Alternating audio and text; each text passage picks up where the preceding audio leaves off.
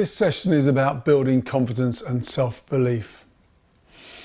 I cannot tell you the amount of times I have people who come into my room, and when we dig down into it, there is a fundamental lack of belief in their own ability, and that has massive knock-on effects of their confidence.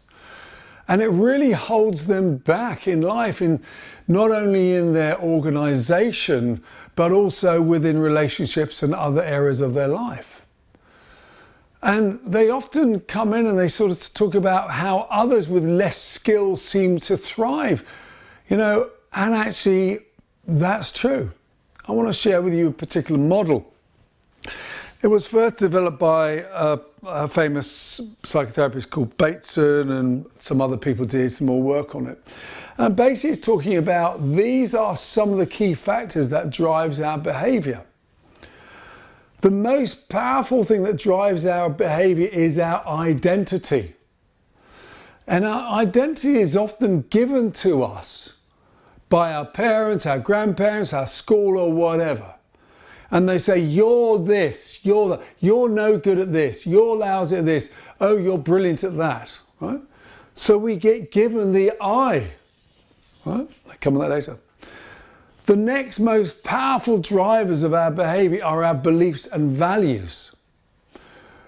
Who we see ourselves to be is very much linked into the belief system we have about life, about ourselves.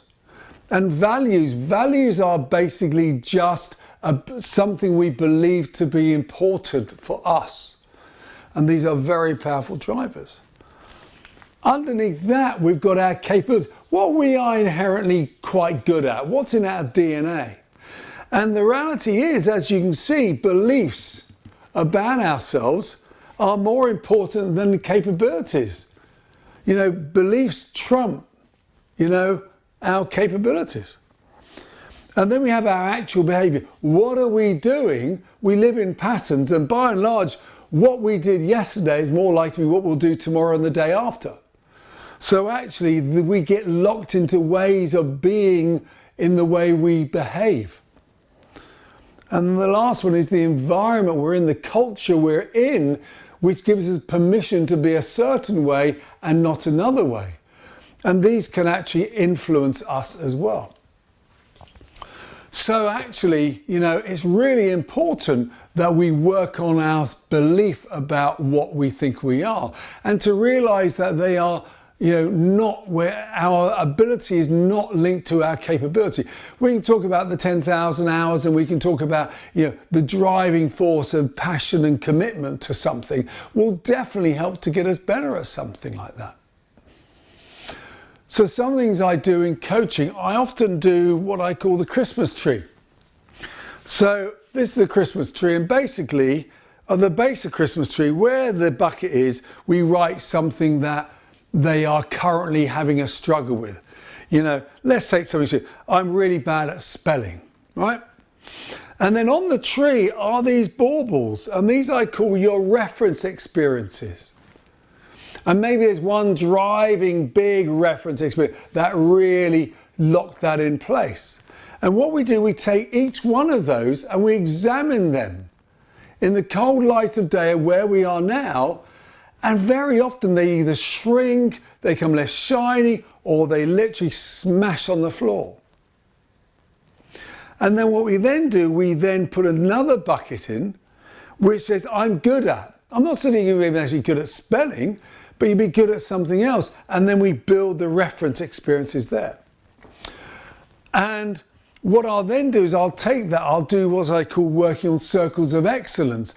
And basically what it is we start to stack all your positive reference experiences of times you're really good at something. Let's say you don't think you're very good at presenting.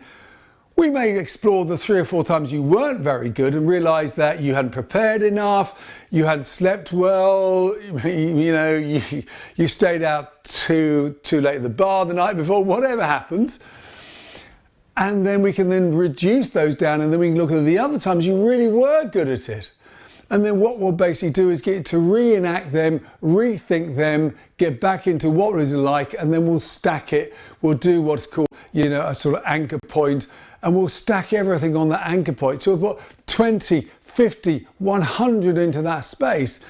So the next time you walk out and you've got to present, you just press that. And even if it doesn't flood you back with feelings of confidence, it'll remind you you've had 100 good times of doing it. So that's a really important one that we do. And the other one is to really look at that internal critic, that person who's on your shoulder, who's going, you're no good at stuff. And what we do is I get them to write out the words that critic often says. And, in writing it out, I'll then get them to then re-say those words, but say it in a very funny sort of voice. Take it, a Donald Duck type voice. And then I'll get them to say it really fast and really loud. And then I'm going to say it backwards. And then if they often have it because they're lying down in bed at night, I'll get them to lie down. And then I'll get them to take a crazy pose. Anything to what we call scratch the record. If I'm doing some psychotherapeutic work on them, I will then be asking them, whose voice is that in? When you hear the internal critic. And very often it's someone else's voice. And we talk about introjection. This idea that someone was doing that to you, and we can then start to explore where all that lack of self-belief came from and where we can start to reprocess that. But fundamentally, we've all got to work all the time on building our confidence, self-belief, because it sits at the heart of our resilience. It's a pretty tough world out there.